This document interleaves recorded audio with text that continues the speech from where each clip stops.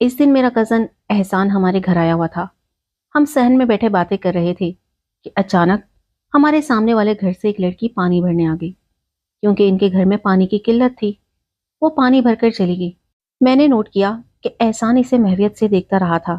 میں نے اس کا کندھا ہلایا۔ احسان، وہ چلی گئی ہے، اب کس کو دیکھ رہے ہو؟ تب وہ چونکا۔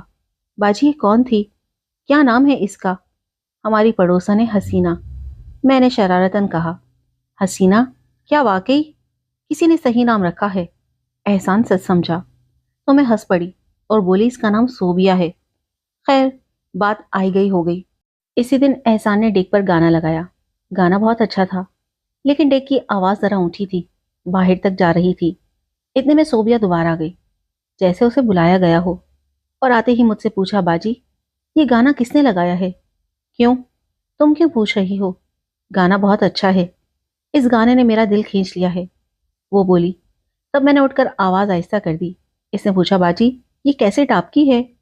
نہیں، یہ میرے کزن احسان کی ہے، مجھے گھر میں سنائی دے تو پھر اونچی آواز رکھے، یہ کہہ کر وہ چلی گئی۔ احسان نے ہماری گفتگو سن لی تھی اور مسکرا رہا تھا۔ اس کے والد شام کو اسے لینے آ گئے، لیکن وہ جانے کو تیار نہیں تھا۔ تایا سے بولا، ابا جان، مجھے واپس ساہیوال نہیں جانا۔ تایا ابو حیران رہ گئے۔ کیا کہہ رہے ہو؟ وہاں اچھا کام سیکھ رہے ہو، یہاں رہ کر کیا کرو گے؟ میں یہاں کام سیکھوں گا، یہ بڑا شہر ہے۔ اس وقت میرے شوہر بھی وہاں موجود تھے۔ کہنے لگے، تایا جی، اگر احسان ساہیوال جانا نہیں چاہتا تو اس کو یہیں رہنے دیجیے، میں اسے اپنی نگرانی میں کام سیکھنے پر لگا دوں گا۔ بیٹا احمر، یہ وہاں جس شخص سے کام سیکھ رہا ہے وہ بہت اچھا کاریگر ہے، یہ یہاں رہ کر کیا کرے گا؟ تب میں بول پڑی، تایا جی، یہ یہاں بہت خوش ہے، رہنے دیجیے نا۔ وہ بولے، چلو ٹھیک ہے، اس کی یہی مرضی ہے تو یہی صحیح، لیکن تم دونوں اس پر نظر رکھنا، یہ وقت ضائع نہ کرے۔ وہ احسان کو ہمارے گھر چھوڑ کر واپس چلے گئے۔ اگلے دن وہ احمد کے ساتھ کام پر جانے لگا۔ وہ بہت دل لگا کر کام سیکھ رہا تھا۔ چند دنوں میں ہی اس کے ہاتھ میں اتنی صفائی آ گئی کہ ہم سب حیران رہ گئے۔ ایک دن وہ شام کو دکان سے آ کر میرے پاس بیٹھ گیا اور کہنے لگا، باجی، آپ سے ایک بات کروں؟ کسی سے کہیں گی تو نہیں؟ میں نے پوچھا، کیا بات ہے؟ وہ بولا، میں کسی سے نہیں کہوں گی باجی، بات دراصل یہ ہے کہ میں آپ کی پڑوسن لڑکی صوبیہ سے شادی کرنا چاہتا ہوں۔ میں اس کی بات سن کر حیران رہ گئی اور بولی، ایک بار دیکھ کر ہی اتنا بڑا فیصلہ کر لیا؟ اس نے جواب دیا، نہیں، وہ روز ہی احمد بھائی کی دکان کے سامنے سے گزر کر اسکول جاتی ہے، میں روز اسے دیکھتا ہوں، کیا آپ اس کی مرضی پوچھ کر مجھے بتا سکتی ہیں؟ میں نے کہا، ہاں، بتا دوں گی۔ میں نے اسے ٹالنے کی کوشش کی۔ کچھ دن گزرے تھے کہ تایا ابو آ گئے اور بولے، سیکھ لیا نگینے چڑھنا، اب اپنی دکان پر چلو اور میرے ساتھ کام کرو۔ یہ سن کر احسان کا منہ اتر گیا اور اس نے باپ کے ساتھ جانے سے صاف انکار کر دیا کہ میں مکمل کام سیکھنے کے بعد ہی گھر جاؤں گا، استاد مجھے بہت محنت سے سکھا رہے ہیں۔ تایا سے ڈانٹنے لگے، تبھی وہ رونے لگا۔ تایا ابو دراصل سونار کا کام کرتے تھے اور احسان زیورات میں نگینے جڑنے اور موتی لگانے کا کام کرتا تھا۔ آخر تایا نے پوچھا، کس وجہ سے تم اپنا گھر چھوڑ کر ان کے گھر رہنا چاہتے ہو؟ مجھے سچ سچ بتاؤ تو میں تم کو یہاں رہنے دوں گا، ورنہ میرے ساتھ چلنا ہی ہوگا۔ احسان نے ہمت سے کام لے کر سچ بات کہہ دی، میں اس محلے میں رہنے والی ایک لڑکی صوبیہ سے شادی کرنا چاہتا ہوں۔ تایا نے سوال کیا، کون لوگ ہیں؟ تب معاملے کی نزاکت سمجھتے ہوئے میرے شوہر بول پڑے، لڑکی کے والد ہمارے پرانے پڑوسی ہیں، اچھے لوگ ہیں، ہمارے جاننے والے ہیں۔ تایا نے کہا، اچھا ٹھیک ہے، اگر آپ کے جاننے والے ہیں تو ان سے بات کریں، پھر مجھے بتائیں۔ میں نے کہا، آپ فکر نہ کریں تایا جی، میں بات کر کے آپ کو بتاؤں گا۔ تایا کے جانے کے بعد میرے شوہر نے بات بنانے کی بجائے بگاڑ دی، کیونکہ وہ اس معاملے سے خوش نظر نہیں آتے تھے۔ انہوں نے کچھ اس طرح بات کی کہ صوبیہ کے بھائیوں کے کان کھڑے ہو گئے۔ انہوں نے نہ صرف بہن کو مارا بلکہ اس کا گھر سے نکلنا بھی بند کر دیا۔ احسان نے اس لیے بات بگاڑی تھی کہ وہ چاہتا تھا کہ احسان باز آ جائے، ورنہ وہ ہاتھ سے نکل جائے گا۔ احسان نے لگن سے کام سیکھ لیا تھا اور ان کی دکان پر محنت سے کام کر رہا تھا۔ وہ اس کے ہنر سے فائدہ اٹھانا چاہتے تھے اور اس کو اپنی بہن سے بیاہنے کی پلاننگ کر رہے تھے، اس لیے نہیں چاہتے تھے کہ اس کا رشتہ کہیں اور ہو جائے۔ صورتحال بھانپ کر احسان نے جرأت کی اور خود صوبیہ سے جا کر بات کی اور کہا کہ تم ہمت کرو تو ہم کورٹ میں شادی کر لیتے ہیں۔ مجھے اس بات کا علم نہ ہوا، ورنہ میں ان کو روکتی۔ ایک دن دونوں اکٹھے گھر سے نکل گئے۔ جب احمد رات کو دکان بند کر کے گھر لوٹے تو پوچھا، احسان کہاں ہے؟ آپ کے ساتھ دکان پر گیا تھا، وہاں سے تو شام کو نکل گیا تھا، کہہ رہا تھا کہ اس کی طبیعت ٹھیک نہیں، گھر جا رہا ہے، وہ کہیں غلط راستے پر تو نہیں چلا گیا؟ اتنی رات گئے کسی لڑکی سے ملنے تو نہیں گیا؟ تبھی انہوں نے مڑ کر صوبیہ کے گھر کی طرف دیکھا۔ ان کی سیڑھیوں کا دروازہ کھلا ہوا تھا۔ ان کو شک ہوا، وہ اسی وقت صوبیہ کے گھر کی طرف گئے اور ان کا دروازہ کھٹکھٹایا۔ اس کا بھائی باہر نکلا تو احمد نے پوچھا، کیا وہ گھر میں موجود ہے؟ اس نے کمرے میں جا کر دیکھا، وہ وہاں موجود نہیں تھی۔ سارے گھر میں تلاش کر لیا، مگر وہ گھر میں ہوتی تو ملتی، وہ احسان کے ساتھ نکل چکی تھی۔ اب تو سبھی کے چھکے چھوٹ گئے۔ احمد کے مشورے سے وہ انہیں تلاش کرتے ہوئے ریلوے اسٹیشن آئے اور لاہور جانے والی گاڑی میں ان کو پکڑ لیا۔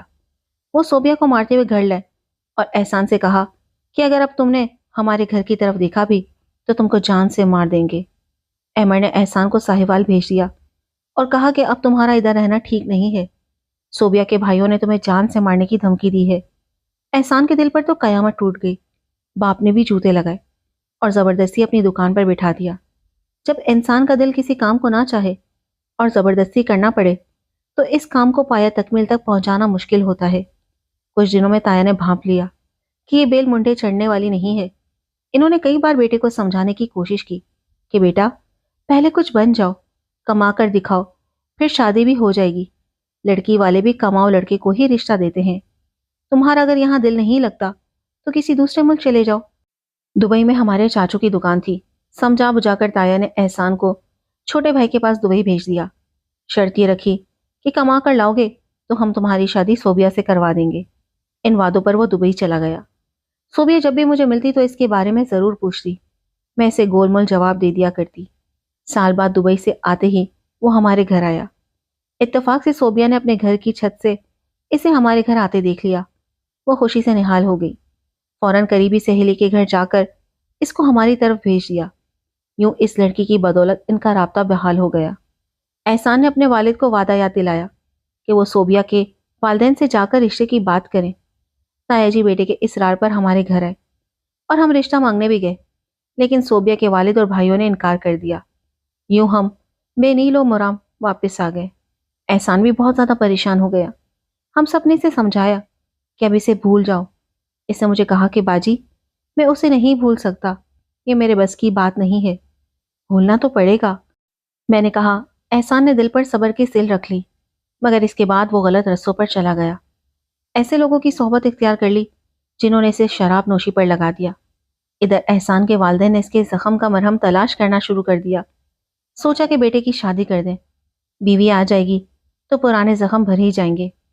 تایا جی نے احسان کی شادی اپنے ہم زلف کی بیٹی سے طے کر دی۔ اسے جب اس امر کا پتہ چلا تو بہت جھگڑنے لگا کہ میں ہرگز فاریہ سے شادی نہیں کروں گا۔ کچھ دنوں بعد فاریہ کے والدین شادی کی تاریخ لینے آ گئے۔ اس دن وہ بہت پریشان تھا۔ پریشانی کے عالم میں اس نے شراب پی اور جا کر اپنے کمرے میں لیٹ گیا۔ تایا اس کے پاس گئے اور پیار سے کہا کہ بیٹا گھر میں مہمان آئے ہیں اور تم نے یہ حال بنا رکھا ہے، باہر آؤ اور اپنے خالو اور خالہ سے بات کرو۔ اس نے جواب دیا کہ میں کمرے سے باہر نکلوں گا اور نہ ہی منگنی یا شادی ہوگی۔ تب تایا غصے میں بولے، اگر تم نے ہم میں شرمندہ کیا تو میں تم کو گھر سے نکال دوں گا۔ یہ بات احسان کے دل پر لگی۔ اس نے اسی وقت کپڑے بیگ میں رکھے اور گھر سے نکل گیا۔ ماں نے جب اسے بیگ لے جاتے دیکھا تو رونے لگی۔ احسان نے ایک ہوٹل میں کمرہ لیا اور وہاں رہنے لگا۔ وہاں اس کی ملاقات اشرف نامی شخص سے ہوئی۔ باتوں باتوں میں اس نے اپنی پریشانی سے اسے آگاہ کر دیا۔ اشرف نے اس کی طرف دوستی کا ہاتھ بڑھا کر کہا کہ دوستی کی ہے تو نبھا کے دکھاؤں گا۔ پھر بیگ سے پستول نکال کر بولا کہ اگر سیدھی طرح کام نہ ہوا تو زبردستی چھین لیں گے، جو راستے میں آیا اس سے نمٹ لیں گے، تم فکر نہ کرو۔ احسان کو اس کا ایسا سہارا ملا جیسے ڈوبتے کو تنکے کا سہارا مل جاتا ہے۔ ایک دن احسان صوبیہ کی گلی میں اس کی سنگن لینے گیا۔ اشرف ساتھ تھا۔ صوبیہ نے کھڑکی سے اسے دیکھ لیا۔ اس کا دل خوشی سے بے اختیار ہو گیا۔ اس نے جلدی جلدی ایک پرچہ لکھ کر کھڑکی سے باہر گرا دیا۔ لکھا تھا کہ احسان اس گلی میں دیکھ کر آیا کرو، کہیں میرے بھائیوں کی نظر تم پر نہ پڑ جائے، وہ تمہارے خون کے پیاسے ہیں، جان سے مار دیں گے۔ رکا پڑھ کر وہ پریشان ہو گیا۔ تب اشرف بولا کہ تم پریشان نہ ہو، میں ہر وقت سائے کی طرح تمہارے ساتھ ہوں۔ میرے ہوتے ہوئے کوئی تمہارا بال بیکا نہیں کر سکتا۔ احسان نے کہا کہ میری باجی کا گھر وہ سامنے ہے، میں ان سے مل کر 2 منٹ میں واپس آتا ہوں، تب تک تم یہیں کھڑے رہنا۔ یہ کہہ کر اس نے سڑک پار کی اور ہمارے گھر کی طرف آ گیا۔ اشرف وہاں کھڑا تھا کہ ایک کار نے اسے ٹکر مار دی۔ وہ بال بال بچا اور غصے سے بولا، کیا تم لوگوں کو گاڑی چلانے نہیں آتی؟ اس بات پر کار سے 2 آدمیوں نے اتر کر اس کو مارنا شروع کر دیا، یہاں تک کہ وہ لہو لہان ہو گیا۔ احسان مجھ سے دعا سلام کے بعد باہر نکلا تو دیکھا اشرف زخمی تھا اور لوگ اس کے گرد جمع تھے۔ اسے فوراً اسپتال لے گیا۔ ڈاکٹر نے کہا کہ اس کا خون بہت بہہ گیا ہے، یہ پولیس کیس ہے۔ احسان نے فوراً جا کر تھانے رپورٹ درج کروائی اور اشرف کو ایمرجنسی وارڈ میں داخل کروایا۔ وہ 3 دن اسپتال میں رہنے کے بعد دم توڑ گیا۔ ادھر پولیس کار والوں کو ڈھونڈتی رہ گئی۔ اشرف کے مرنے کا میری کزن کو بہت صدمہ تھا، وہ ہمہ وقت اس کے غم میں ڈوبا رہنے لگا۔ ادھر پولیس نے مجرموں کو پکڑ کر جیل بھیج دیا۔ 3 ماہ کیس چلا، ان کی ضمانت ہو گئی تو احسان نے سوچا کہ جب یہ جیل سے باہر آئیں گے تو میں خود اپنے دوست کا بدلہ لوں گا۔ وہ جیل سے باہر موٹر سائیکل پر بیٹھا ان کے نکلنے کا انتظار کرنے لگا۔ جب وہ باہر آئے، احسان کی آنکھوں میں خون اتر آیا اور اس نے ان پر فائرنگ شروع کر دی۔ وہ بھاگنے لگے لیکن 2 زخمی ہو گئے تھے۔ اتنے میں پولیس پہنچ گئی اور احسان کو پکڑ لیا۔ اسے جیل ہو گئی۔ زخمی گنڈے بچ گئے۔ اس کے والدین کو علم ہو چکا تھا کہ وہ جیل میں ہے۔ اولاد کی محبت سے مجبور ہو کر تایا اس سے ملنے گئے، اسے تسلی دی کہ گھبراؤ مت، ہم تمہاری ضمانت کروا لیں گے، لیکن تم کو بھی ہماری عزت رکھنی ہوگی، تمہیں فاریہ سے شادی کرنا ہوگی۔ اس پر احسان نے کہا، آپ لوگ چلے جائیں، مجھے ضمانت کی ضرورت نہیں ہے، جب اللہ نے چاہا جیل سے باہر آ جاؤں گا۔ تایا جی اس کے تیور دیکھ کر مایوس لوٹ گئے۔ احسان کو 3 برس کی قید ہو گئی۔ یہ خبر اخبار میں چھپی، صوبیہ نے بھی پڑھی تو رو دی اور شدت سے اس کا انتظار کرنے لگی۔ احسان اچھا اور دل لگا کر کام کرنے والا لڑکا تھا، جو احمر کی ذرا سی بھول سے کتنا بھٹک گیا۔ ایک اچھا سونار دل کے ہاتھوں تھک ہار کر جیل کے جبڑوں میں تھا۔ عشق نے اسے کہیں کا نہ رکھا تھا۔ ایک سیدھی سادی بات کو زمانے نے کتنا ٹیڑھا میڑھا بنا دیا تھا، جبکہ ہماری ذرا سی کوشش سے صوبیہ کے ساتھ احسان کی شادی ہو سکتی تھی۔ اس کے والدین کو منا لینا ہمارے لیے کچھ مشکل نہ تھا۔ میں اور احمر اس سے ملنے جیل گئے۔ اس نے مجھے صوبیہ کے بارے میں پوچھا۔ میں نے بتایا کہ وہ خیریت سے ہے، والدین اس کا رشتہ طے کر رہے ہیں۔ یہ سن کر وہ فکر میں ڈوب گیا۔ اس کا چہرہ متغیر ہو گیا، وہ سخت پریشان نظر آ رہا تھا۔ ایک دن کسی نے بتایا کہ وہ جیل سے فرار ہو گیا ہے۔ اسی رات وہ موٹر بائک پر ہمارے گھر آیا۔ اس کے ساتھ ایک لڑکا بھی تھا۔ احسان اسے دوسرے کمرے میں بٹھا دیا۔ میں نے پوچھا کہ احسان، تم یہاں کہاں؟ تم تو جیل میں تھے۔ وہ بولا کہ کھانا لاؤ باجی، کھانا کھا لوں پھر بتاؤں گا۔ اس کے پاس ایک شاپنگ بیگ تھا، کہنے لگا یہ بیگ رکھ لو، میں بعد میں لے جاؤں گا۔ وہ نہانے چلا گیا۔ مجھے بیگ بھاری لگا، میں نے اسے کھول کر دیکھا تو اس میں پستول اور گولیاں تھی۔